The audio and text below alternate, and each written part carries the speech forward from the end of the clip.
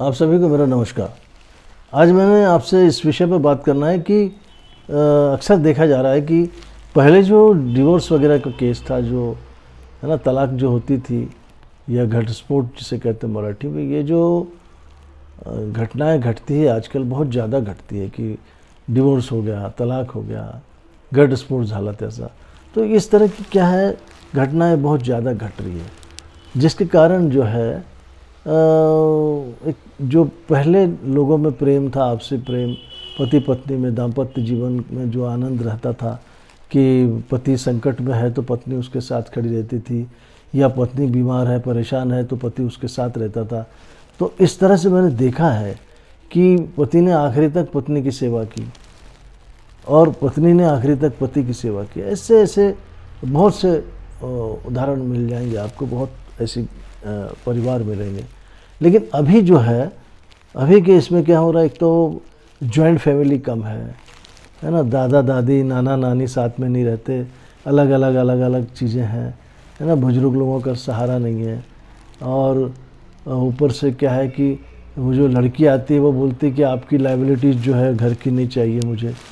अक्सर जैसे ह्या पुण्यातल्या ज्या मुली असतात, पुणा की जो लड़कियां हैं, उन लोगों में अक्सर ये बातें मैंने देखा है कि ये कचरा हमको नहीं चाहिए, म्हणजे ते आईबापाला कचरा म्हणतात, मुलाचे आईबापाला, हे आम्हाला कचरा नको, हे बॅगर नको, है ना, हा गार्बेज नको आम्हाला। तर असं काय लोकांचं म्हणणं असं आहे की हे कचरा नको।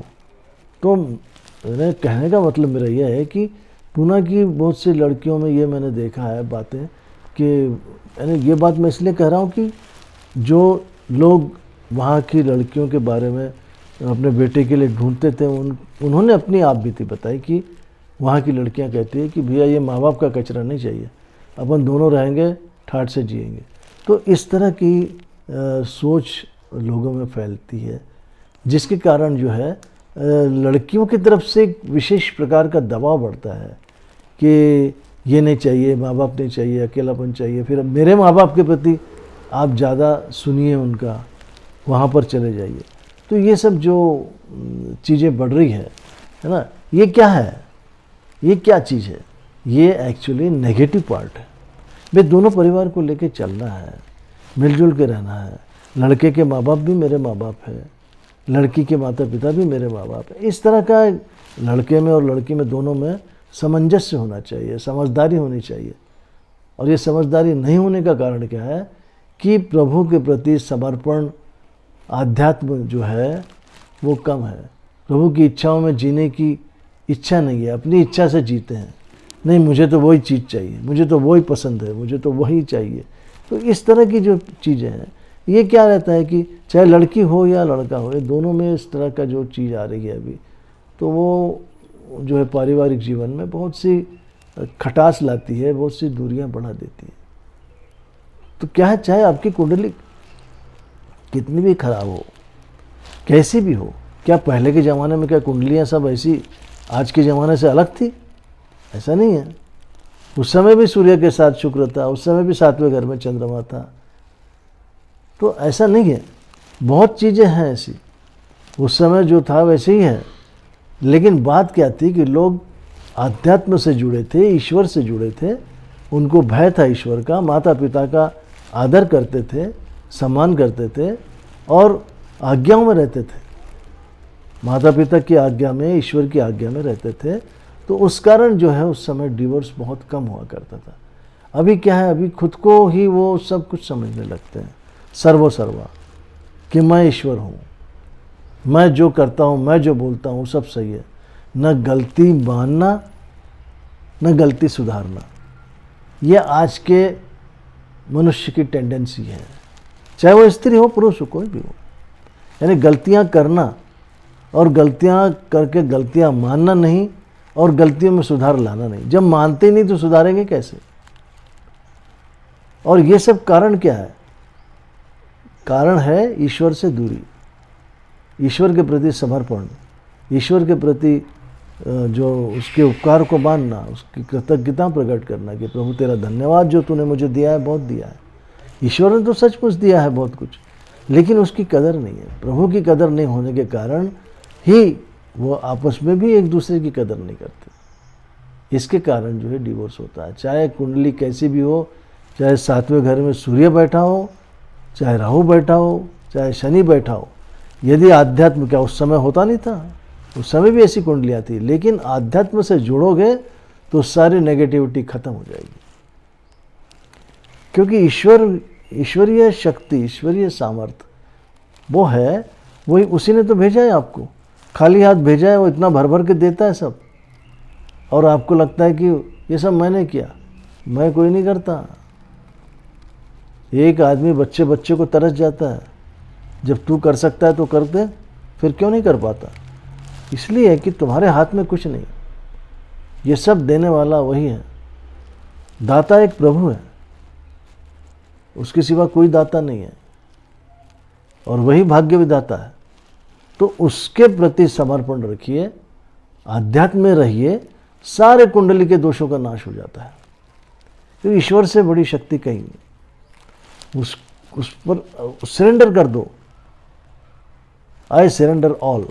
मैं सब कुछ तुझ पे समर्पित करता हूँ प्रभु, मैं कुछ नहीं हूँ, बस जो है तू ही है, सुख करता दुख हरता तू ही है।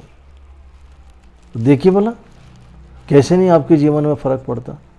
शैतान भाग जाएगा, दुष्ट आत्मा चली जाएगी। इसलिए आपको चाहिए कि ये तो आपकी डिजायर्स को बढ़ा रहा कौन है? ये शैतान बढ़ाता है। दुष्ट आत्मा, दैत्य आत्मा जो है वो आपके डिजायर्स को बढ़ाती है। साइकिल है तो मोटरसाइकिल ले, मोटरसाइकिल है तो 4 व्हीलर ले। ये कौन बढ़ाता है? आए तो खाली हाथ जाएंगे ना, वो साइकिल लेके जा पाओगे ना 4 व्हीलर ले जा पाओगे। लेकिन ये डिजायर्स बढ़ाने वाला कौन है? ईश्वर नहीं बढ़ाता है। इसलिए आपकी जो सोचने की जो क्षमता को जो पीड़ित करने वाली नेगेटिविटी वायरस है, शैतानी वायरस, दुष्ट आत्मा का वायरस है, जो आपके दिमाग में, आपके मन में ऐसे विचार डाल करके आपके जीवन का आनंद छीन लेते हैं। चाहे वो कोई भी हो, स्त्री हो पुरुष हो, कोई भी हो। इसलिए यदि आप उस पर यकीन करके जीते हो, आप उसको सरेंडर कर लेते हो सब कुछ, तो सब ठीक हो जाता है। क्योंकि आध्यात्म से बड़ी कोई ताकत नहीं है। ये पत्थर गोटे कुछ पहनना कोई कुछ नहीं होता। जब तक वो बोलते हैं ना कि मन चंगा तो कटोरी में गंगा, है ना। मन में शुद्धता चाहिए। मन अगर शुद्ध है तो आप नल का पानी खोल के नहा लोगे तो वो भी गंगा है। ठीक है। इसलिए ईश्वर के सानिध्य में रहना सारी नेगेटिविटी से बचाता है। मन को शुद्ध कीजिए, प्रभु में जिए, प्रभु के प्रति समर्पित रहिए, उसके उपकारों की समझ रखिए, उसका धन्यवाद कीजिए कि उसने इतना सब कुछ दिया है। अध्यात्म जो है वो सारे गुनाहों को क्षमा करता है। ईश्वरीय शक्तियाँ, आध्यात्मिक शक्ति सब कुछ मिटा देती है। जीवन की दुविधा, असुविधा सब नष्ट कर देती है। लेकिन आप दिल से तो जाओ, मानो तो, सरेंडर तो करो। स्वार्थ छोड़े को, स्वार्थ भी छोड़ दीजिए। ये तो आप बोलोगे मैं आता हूँ तेरे पास लेकिन मेरे को ये चाहिए, वो तो आपको तो उसने तो बिना शर्त के आपको पैदा किया, बोला कि मैं तेरे को भेज रहा हूँ तो मेरे को ये देना। फिर आप उसके साथ में क्या शर्त रखते हो? ईश्वर से बड़ा कुछ नहीं है। उसके प्रति समर्पित रहो। सारी विपदाएं, सारी पीड़ाएं, सब कुछ वो नष्ट कर सकता है।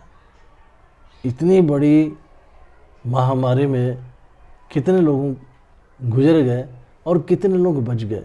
जो बचे हैं, क्या वो सचमुच कहते कि प्रभु तेरा धन्यवाद? नहीं। कितने करोड़ों लोग होंगे जो ईश्वर को धन्यवाद नहीं कहते, है ना। तो ईश्वर को धन्यवाद कीजिए कि उसने इतना अच्छा सब कुछ दिया है आपको, चाहे वो लड़का हो लड़की हो। और प्रभु में जाइए, प्रभु के प्रति आस्था, विश्वास, श्रद्धा, भक्ति रखिए और अपने जीवन को आनंदमय कीजिए। उसकी इच्छाओं में जीजिए। वो जो दिया प्रभु तूने, बहुत। जो भी दे दे मालिक तू कर ले कबूल। कभी कभी कांटों में भी खिलते हैं फूल, वहाँ देर भले ही अंधेर नहीं है। तो ठीक है, अगली बार फिर मिलता हूँ दूसरे वीडियो के साथ। तब तक के लिए नमस्कार।